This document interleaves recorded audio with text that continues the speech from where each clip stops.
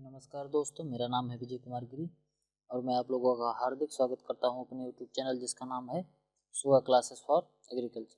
दोस्तों, आज हम लोग फंडामेंटल ऑफ हार्टिकल्चर का पहला लेक्चर पढ़ेंगे। तो एक शब्द क्या है? हार्टिकल्चर। हार्टिकल्चर क्या होता है? हार्टिकल्चर का मतलब होता है उद्यान विज्ञान। उद्यान विज्ञान में हम फलों के बारे में अध्ययन करते हैं, फलों की खेती का, फलों की सब्जियों का और प्लांटेशन क्रॉप का, मेडिसिनल क्रॉप का, एरोमेटिक क्रॉप, स्पाइसेस, कंडीमेंट्स और फूलों का, लैंडस्केपिंग का आदि कई ब्रांच है, इसका हम अध्ययन करते हैं। तो चलिए शुरू करते हैं इसका इंट्रोडक्शन। तो सबसे पहले हम इसका इंट्रोडक्शन जान लेते हैं कि हार्टिकल्चर है क्या। देखो लिखा क्या है, India is the 7th largest country in the world. Bharat दुनिया का सातवां सबसे बड़ा देश है। सातवां सबसे बड़ा देश किस दृष्टि से है? क्षेत्रफल की दृष्टि से, और जनसंख्या की दृष्टि से पहले नंबर पर है। लगभग 121 करोड़ जनसंख्या है, जिसको 125 करोड़ कहा जाता है। ये सेकंड लार्जेस्ट प्रोड्यूसर है और चाइना जो है वो पहले नंबर पे है। प्रोडक्शन में, पॉपुलेशन में सबसे ज़्यादा चाइना है, दूसरे नंबर पे भारत है। The total available land is 144 million hectare. Bharat में टोटल 144 मिलियन हेक्टेयर भूमि है, जिसमें से 70% भूमि रनफेड कल्टीवेशन में है। मतलब कि 70% भूमि ऐसी है जहाँ पर सिंचाई का केवल एक ही माध्यम है, वो है बरसात का पानी। 30% में तो हमारे पास आर्टिफिशियल टाइप से इरिगेशन की सुविधा उपलब्ध है, मतलब हम नलकूप से या नहर से सिंचाई कर सकते हैं, जबकि 70% हमारी एरिया ऐसी है जहाँ पर हम सिंचाई नहीं कर सकते। वहाँ पर सिंचाई का केवल एक साधन है, बरसात का पानी। जब बरसेगा तो सिंचाई होगी। Around 50 to 60% of total population depend on agriculture. 55 से 60% पॉपुलेशन भारत की, 55 से 60% जनसंख्या जो भारत की है, ये एग्रीकल्चर यानी कृषि पर आधारित है। अगर भारत में मान लो 100 आदमी हैं तो 55 या 60 आदमी केवल और केवल कृषि से अपना जीवन यापन कर रहे हैं। Horticulture crop constitute a significant portion of the total agriculture production in the country. जो 55 और 60% एग्रीकल्चर है, इसमें हार्टिकल्चर का एक बहुत बड़ा भाग है। जो ये एग्रीकल्चर होता है, इसमें हार्टिकल्चर का भी बहुत बड़ा योगदान है, क्योंकि एग्रोनॉमी क्रॉप में हम दलहनी, तिलहनी, अनाज वाली और फॉडर क्रॉप का अध्ययन करते हैं। बाकी और जितनी क्रॉप बची, ये सब हम किस में पढ़ते हैं? ये सब हम हार्टिकल्चर में पढ़ते हैं। तो हार्टिकल्चर अपने आप में एक बहुत बड़ा सब्जेक्ट है। ठीक, अब देखो अगला क्या है, हार्टिकल्चर। अब हार्टिकल्चर जो शब्द है, इसका शाब्दिक अर्थ क्या होता है, इसको जान लेते हैं। The term horticulture is derived from Latin word. Horticulture जो शब्द है, ये लैटिन वर्ड से बना है। लैटिन वर्ड कौन सा? हार्टस, जिसका मीनिंग क्या होता है? गार्डन। और कल्ट्रा, कल्ट्रा मीन्स होता है कल्टीवेशन। यानी कि हार्टिकल्चर एक लैटिन भाषा का शब्द हार्टस से बना है, जिसका अर्थ होता है गार्डन, और कल्ट्रा का मतलब होता है कल्टीवेशन, यानी कि गार्डन कल्टीवेशन हम हार्टिकल्चर को कह सकते हैं। Horticulture refers to cultivation of garden plant within protected enclosure. मतलब एक प्रोटेक्टिव इनक्लोजर में हार्टिकल्चर क्रॉप को ग्रो करना, हार्टिकल्चरल क्रॉप की कल्टीवेशन करना ही हार्टिकल्चर है। ठीक, एट प्रेजेंट हार्टिकल्चर में बी डिफाइन एज। इस समय हार्टिकल्चर इस तरीके से डिफाइन किया जा सकता है कि एक साइंस और एक टेक्नोलॉजी। कौन सी? एक साइंस और एक टेक्नोलॉजी, जिसके थ्रू हम प्रोडक्शन कर सकते हैं या प्रोसेसिंग करते हैं और उसकी मार्केटिंग करते हैं। किस किस की चीज? फ्रूट की, वेजिटेबल की, फ्लावर की, स्पाइसेस की, प्लांटेशन और मेडिसिनल और एरोमेटिक क्रॉप। मतलब हार्टिकल्चर में हम इन तमाम फसलों का प्रोडक्शन करते हैं, इनकी प्रोसेसिंग करते हैं और इनका मार्केटिंग करते हैं। ठीक, तो हार्टिकल्चर में हम मुख्यतः यही करते हैं।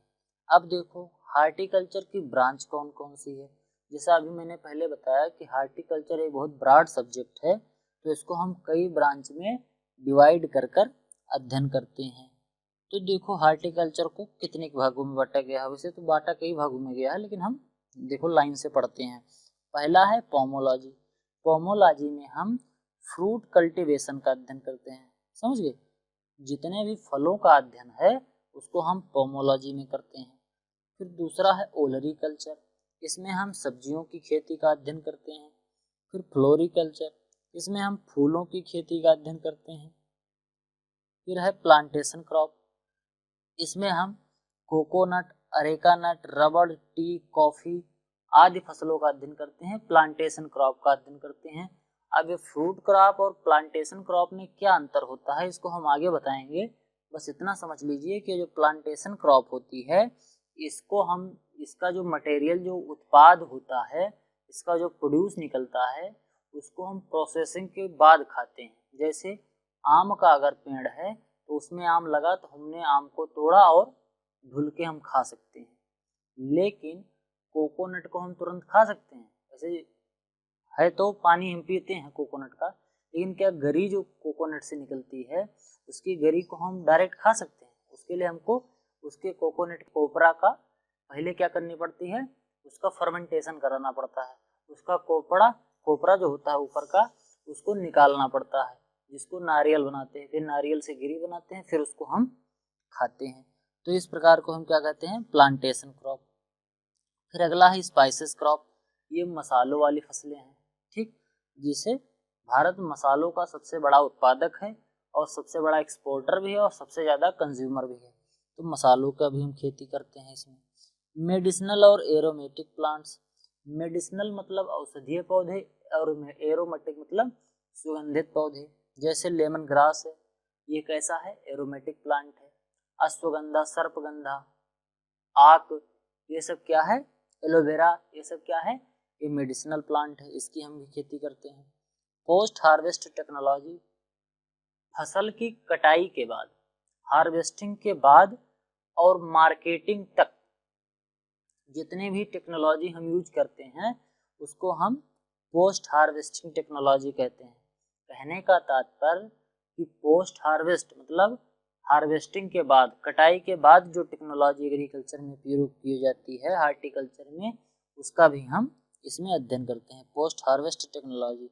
अब प्लांट प्रोपोगेशन, इसमें हम प्लांट प्रोपोगेशन का भी अध्ययन करते हैं। प्रोपोगेशन का मतलब होता है मल्टीप्लिकेशन ऑफ प्लांट पॉपुलेशन, मतलब पौधे की पॉपुलेशन में, पौधे की जनसंख्या में वृद्धि करना ही प्लांट प्रोपोगेशन है। तो इसका भी हम अध्ययन करते हैं।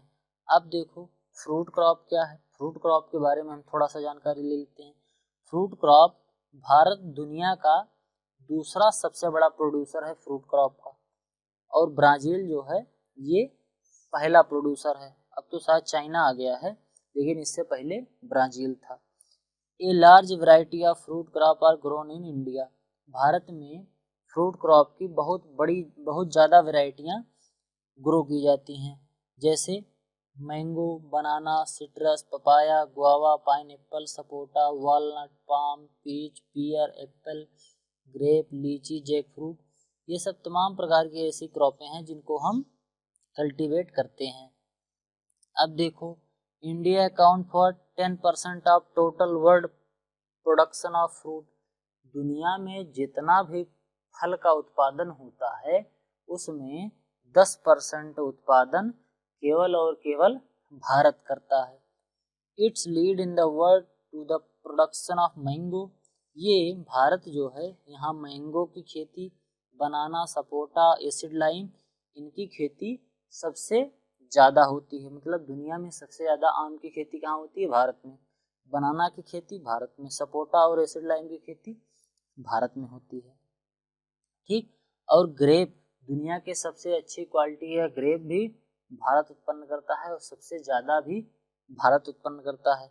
The leading fruit growing state, Bharat में वो कौन कौन से स्टेट हैं जहाँ पे फलों का उत्पादन ज़्यादा होता है, जिसमें महाराष्ट्र, कर्नाटक, आंध्र प्रदेश, बिहार और उत्तर प्रदेश, ये कुछ मुख्य प्रदेश हैं भारत में जो फलों का बराबर उत्पादन करते हैं।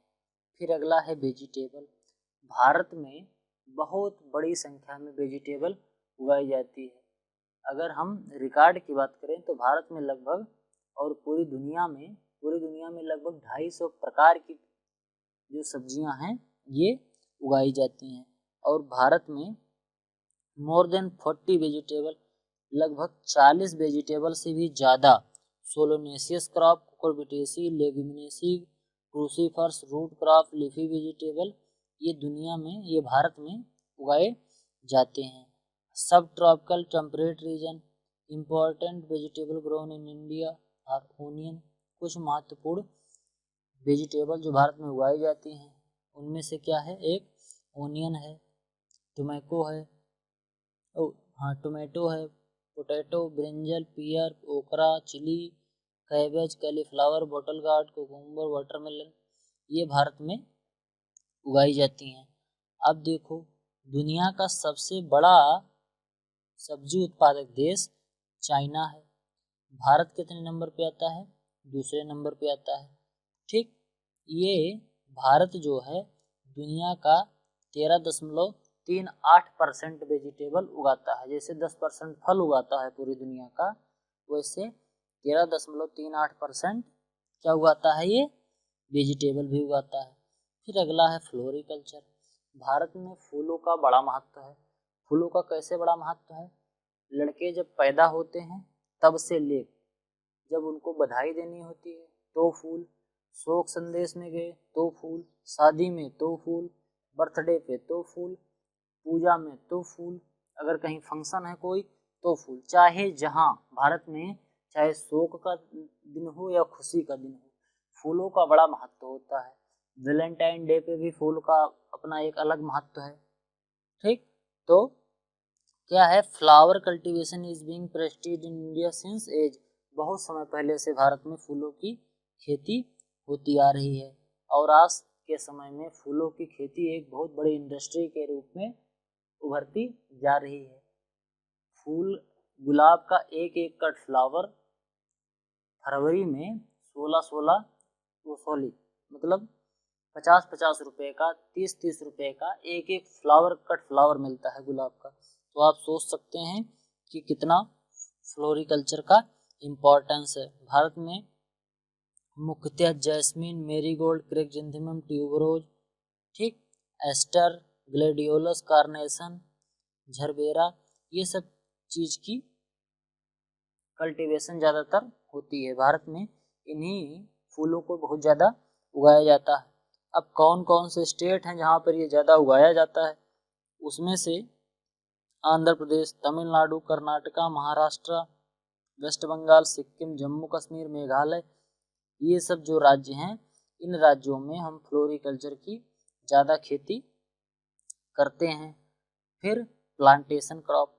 प्लांटेशन क्रॉप की खेती मुख्यतः कोस्टल एरिया में, यानी कि जो समुद्र के किनारे वाले भाग हैं वहाँ पे, या तो फिर पहाड़ों पे, ऐसी ही जगह पे पहाड़ों और पठारों पे ही मुख्यतः प्लांटेशन क्रॉप की खेती होती है। This is since important sector contributing about 7,500 crore export.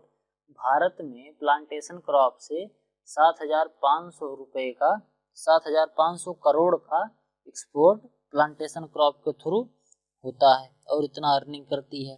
Plantation crop के रूप में भारत में कौन कौन सी फसलें उगाई जाती हैं, coconut, areca nut, oil palm, कैजू, coffee, रबड़, कोकोआ, बीटल वाइन यानी पान का पत्ता, वेनिला, ये सब चीज़ें प्लांटेशन क्रॉप के रूप में भारत में उगाई जाती हैं। फिर अब देखो कौन कौन सी स्पाइसेस हैं। स्पाइसेस भी भारत में बहुत उगाई जाती हैं। अब अगला है मेडिसिनल और एरोमेटिक प्लांट्स। मेडिसिनल और एरोमेटिक प्लांट का अपना एक अलग महत्व है। क्यों? क्योंकि जैसे धीरे धीरे विज्ञान प्रगति कर रहा है, वैसे वैसे एक से एक बड़ी बड़ी बीमारियां भी आदमी को ज्ञात होती जा रही हैं। जैसे अभी कोरोना आया है, तो कोरोना में लोग कहते हैं कि काढ़ा पियो।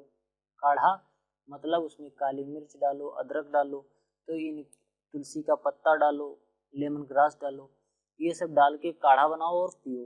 तो इन सब में चाहे तुलसी का पत्ता हो, चाहे वो काली मिर्च हो, इन सब चीज़ों में कुछ ना कुछ मेडिसिनल वैल्यू होती है। दुनिया की जितनी भी वनस्पतियां हैं सब की कुछ ना कुछ मेडिसिनल वैल्यू होती है।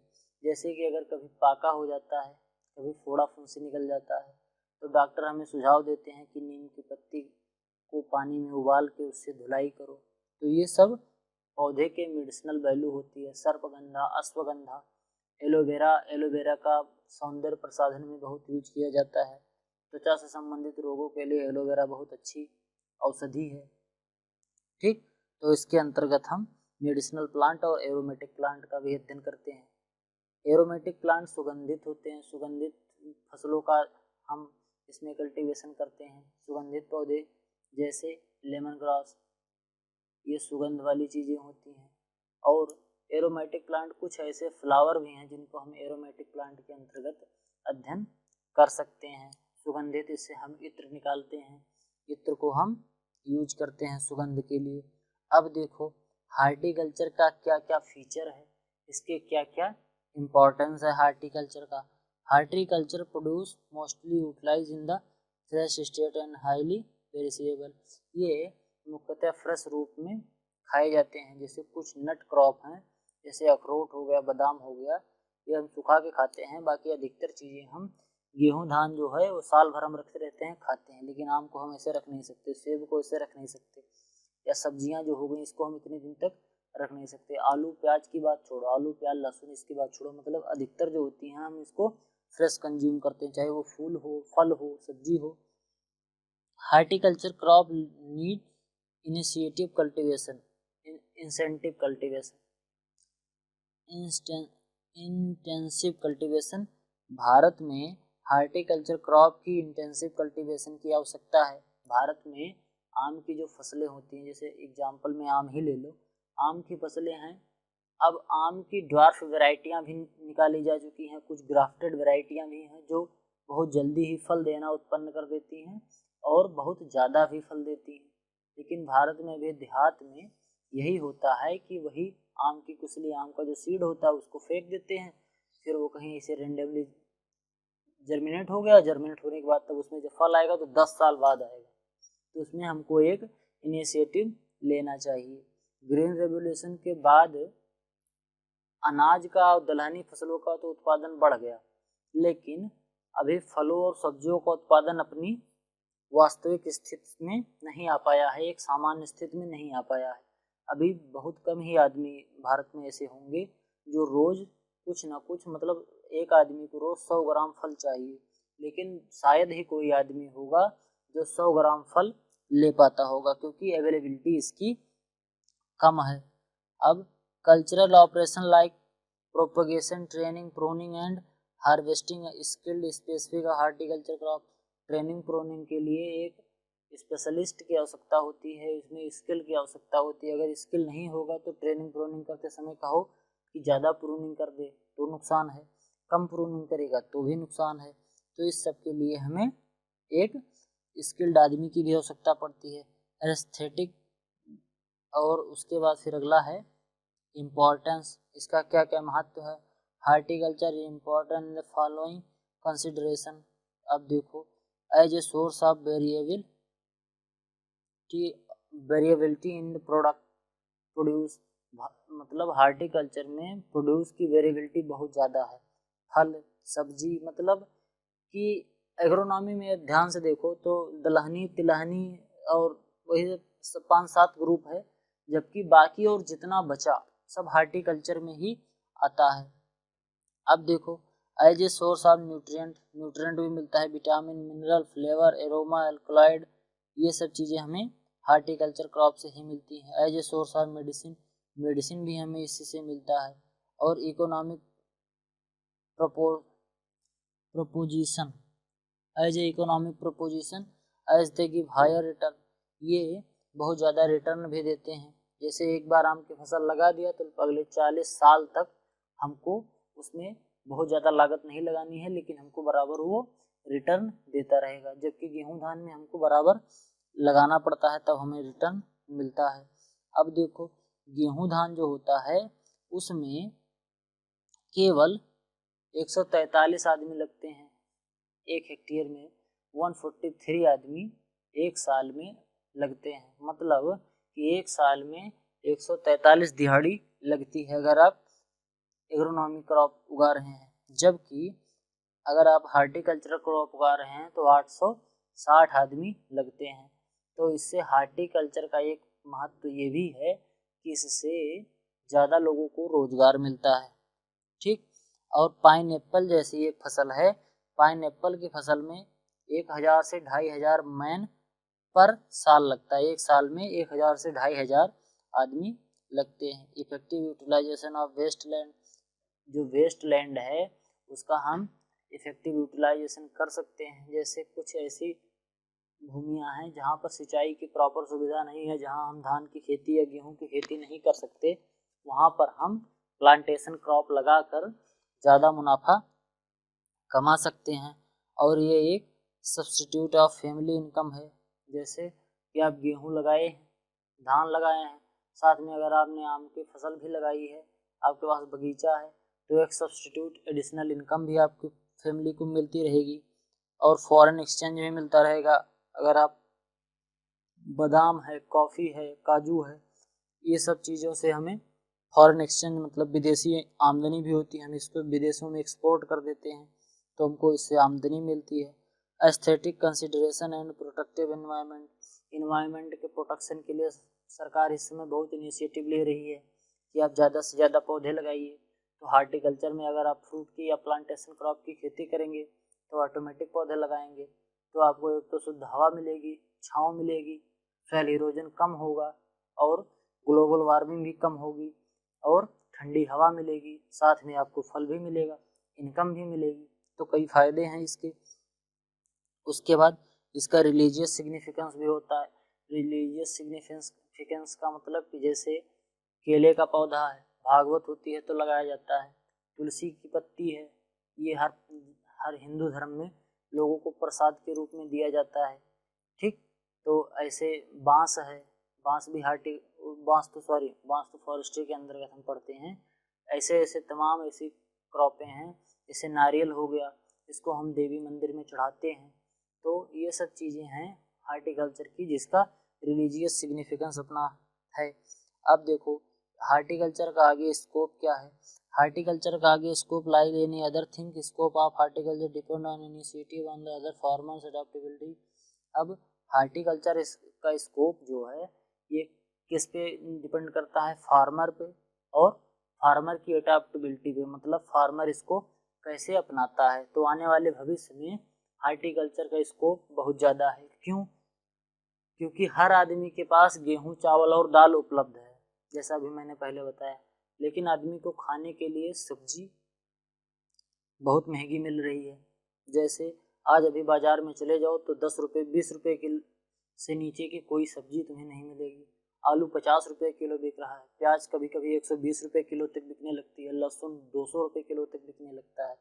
तो इसका स्कोप भविष्य में बहुत ज़्यादा है, ज़्यादा हम प्रोडक्शन करेंगे और ज़्यादा मुनाफा कमाएंगे। तो अब देखो इनिशिएटिव फॉर फार्मर, अब फार्मर इसके लिए कुछ इनिशिएटिव लेंगे। देखो पहले अपने यहाँ लोकल एरिया में देख लो, इधर यूपी में, तो पहले यहाँ पर बनाना की खेती बहुत कम होती थी, लेकिन अब धीरे धीरे बहुत लोग व्यवहारिक रूप से देख देख के बनाना की खेती करने लगे। तो धीरे धीरे अब ये लोग केवल सीरियल क्रॉप नहीं उगाते बल्कि धीरे धीरे शिफ्ट हो रहे हैं फ्रूट क्रॉप और हार्टिकल्चरल क्रॉप की उगाने की तरफ। तो फार्मर इसको धीरे धीरे अडॉप्ट कर रहे हैं, अडॉप्टेबिलिटी इसकी धीरे धीरे बढ़ रही है। फार्मर धीरे धीरे ये जानकार हो रहे हैं, ये जानने लगे हैं कि हाँ अब इससे हमें ज़्यादा मुनाफा मिलेगा। जैसे कि 40 रुपये दर्जन केला मिल रहा है, 40 रुपये दर्जन, और एक गुच्छे में कम से कम आपको 20-25 दर्जन केला मिल जाएगा। तो आप गुणा कर लीजिए, देखिए कितना मिल जाता है। इसी प्रकार से अगर आप पूरे 1 हेक्टेयर में देखेंगे तो ये ज़्यादा प्रोडक्शन देगा कंपेरिजन टू एग्रोनॉमियस क्रॉप, इसीलिए फार्मर इसको धीरे धीरे अडॉप्ट कर रहे हैं। इसकी नेसेसिटी भी है, क्योंकि जो सीरियल क्रॉप है इसमें हमें प्रोटीन, एनर्जी ये तो मिल जा रहा है, लेकिन हमें विटामिन और मिनरल्स नहीं मिल रहे हैं। तो विटामिन और मिनरल्स के लिए हमें हार्टिकल्चरल क्रॉप की आवश्यकता है। बीमारियों से लड़ने के लिए मेडिसिन की आवश्यकता है, मेडिसिन हमें मेडिसिनल प्लांट से मिलेगा, तो इसीलिए इसकी आवश्यकता भी है। अब in brief it can be stated that horticulture has the great scope for the following reason. अब शॉर्टकट में हम क्यों कह सकते हैं हार्टिकल्चर का ज़्यादा स्कोप है? To explore great variability of agroclimatic condition, मतलब भारत में एग्रोक्लाइमेटिक कंडीशन बहुत विपरीत है, बहुत ढेर सारी हैं। जैसे कहीं पे ज़्यादा गर्मी है, कहीं पे ज़्यादा ठंडी है, कहीं पे बाढ़ है, कहीं पे सूखा है, कहीं पे ज़्यादा आंधी आती है। तो इस तरीके से हर क्रॉप को हम हर जगह उगा नहीं सकते, जबकि हार्टिकल्चर क्रॉप में बहुत बड़ी वैरायटियों का समूह है, बहुत ज़्यादा क्रॉप का समूह है, जिसको हम पूरे भारत में कहीं ना कहीं उगा सकते हैं। जैसे अगर हमको सेब उगाना है तो हम जम्मू कश्मीर में उगा लो, आम उगाना है यूपी में उगा लो, नारियल उगाना है साउथ इंडिया में चले जाओ, कोस्टल एरिया में चले जाओ, इस तरीके से। जबकि अगर हमको धान उगाना है तो धान हमको पहाड़ों पे उगेगा नहीं, कोस्टल एरिया में हम चले जाएंगे तो वहाँ डूब जाएगा। अगर हम राजस्थान में उगाएंगे तो वहाँ पानी नहीं है। तो इसीलिए हमको इसकी अडॉप्टेबिलिटी बहुत ज़्यादा है, इसलिए ये ज़्यादा महत्वपूर्ण है। To meet the need of fruit, vegetable, flower, spices, beverage in relation to population. इसकी पॉपुलेशन, चूँकि भारत में जनसंख्या वृद्धि अभी भी हो रही है, इसीलिए हमको आगे फ्रूट, वेजिटेबल और फ्लावर, स्पाइसेस की आवश्यकता और ज़्यादा बढ़ेगी, इसीलिए हमको इसका और आगे बहुत ब्राइट स्कोप है। To meet the requirement of necessary processing industry, भारत में बहुत ऐसी प्रोसेसिंग इंडस्ट्री हैं, चाहे अचार बनाने वाली, चिप्स बनाने वाली कंपनी हो, तो ये सब के लिए जो रॉ मटेरियल है ये हार्टिकल्चर क्रॉप से ही जाता है। कॉस्मेटिक इंडस्ट्री, भारत में बहुत बड़ी कॉस्मेटिक इंडस्ट्री है। कॉस्मेटिक का सामान, रॉ मटेरियल जो होता है वो हार्टिकल्चरल क्रॉप से जाता है। सौंदर्य प्रसाधन के सामान जो बिकते हैं। To substitute import and increase export, import को कम करने के लिए और एक्सपोर्ट बढ़ाने के लिए भी इसका ज़्यादा महत्व है। जैसे अभी दाल की फसलें हैं, हम विदेशों से इंपोर्ट करते हैं, लेकिन आने वाले समय में हम इसको अपने यहाँ प्रोड्यूस करेंगे। उसी तरीके से बहुत सी ऐसी हार्टिकल्चरल क्रॉपें हैं, जैसे आम की एक सिंधु वैरायटी है, ये विदेशों में बहुत ज़्यादा भेजी जाती है, जिससे हमें फॉरेन एक्सचेंज, विदेशी आमदनी होती है। अब to improve the economic condition, farmer की इकोनॉमिक कंडीशन भी हमको इम्प्रूव करनी है। जैसा कि अभी भारत सरकार का इस समय एक लक्ष्य लेके चल रही है कि आने वाले हमको 2025 तक फार्मर की इनकम 2.5 गुनी कर देनी है। तो इसके लिए भी हमको इसकी आवश्यकता है। तो प्रोटेक्ट एनवायरनमेंट को प्रोटेक्ट करने के लिए भी पौधों की बहुत आवश्यकता है, हार्टिकल्चर क्रॉप की। तो आज के लिए केवल इतना ही। आज के इसमें ऑब्जेक्टिव टाइप क्वेश्चन कुछ कम थे, थ्योरी ज़्यादा थी, समझाने वाली चीज़ें ज़्यादा थी, तो इसीलिए आज मैंने आपको समझा दिया। अब आगे से हम धीरे धीरे हार्टिकल्चर के और क्रॉपें पढ़ते चलेंगे। अगर आपको ये वीडियो पसंद आई हो तो वीडियो को लाइक करें, कमेंट करें और मेरे इस चैनल को सब्सक्राइब करें, जिससे आने वाली वीडियो आप तक आसानी से पहुंचती रहे। Thank you all.